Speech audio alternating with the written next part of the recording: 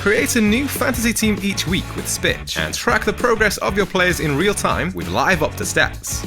Enter free-to-play or paid entry tournaments and win real money. Download SPITCH today for free. Register and play via the link in the description.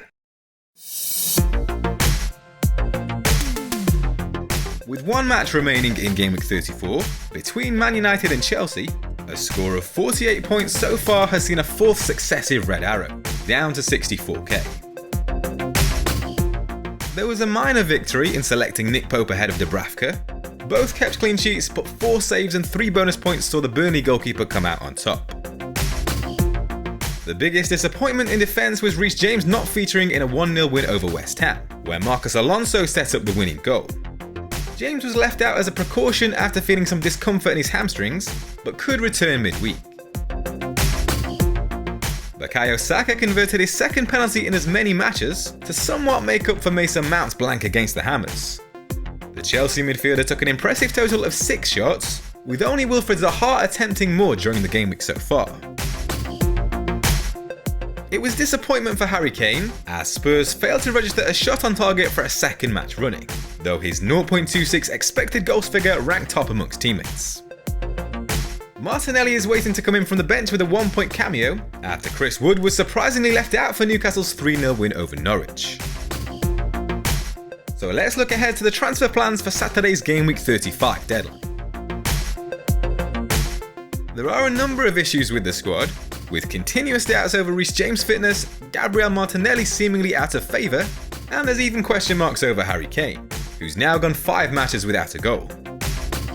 Chris Wood is a player who'll almost certainly be making waves shortly. He was a late spontaneous purchase after Lacazette became doubtful ahead of Double Gameweek 33. The plan was always to give him those 3 matches, at home to Leicester and Palace and away to Norwich, before moving him straight on. If I were to sell him this week, it would be for Sam Greenwood, to free up funds for Andy Robertson to come in for Luca Digne for a 4-point hit. However, I actually think my best course of action is to ride things out this game week, roll the transfer, and then make 2, 3 or even 4 moves for Double Gameweek 36 all at once, with as much info as possible. That way I can assess the likes of Martinelli and Kane for another week before deciding what I want to do with them. So the plan as it stands is to roll the transfer, and here's how the team is set to line up. It's an easier decision between the sticks this week, with Dubravka taking on Liverpool while Pope faces Watford after keeping back-to-back clean sheets. The Hornets have suffered 4 straight defeats, scoring just 2 goals. Only Aston Villa have managed fewer in that time. Reece James could cause another headache, with Chelsea's trip to Everton taking place just 3 days after their visit to Old Trafford. The Toffees have scored 4 goals in their last 4 matches, with only Leicester fashioning fewer big chances. An injury to Max Kilman saw Romain Saiss return to the Wolves starting lineup last game week. The centre-back coincidentally scored the only goal in a 1-0 win over Brighton when the two sides last met in December. The Seagulls have scored 5 goals in their last 4 matches, and just 3 teams have fashioned fewer than their 5 big chances. Bukayo Saka is a doubt for Arsenal's visit to West Ham, but Gabriel Martinelli, perhaps the man most likely to benefit from his absence, is on standby.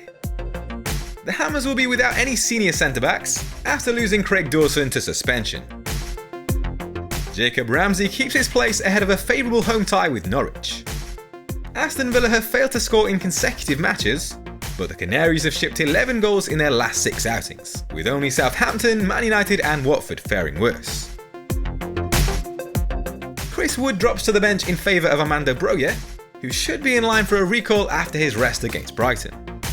His long goal drought continues, but he ranks amongst the top 6 forwards for expected assists in the last 4 games.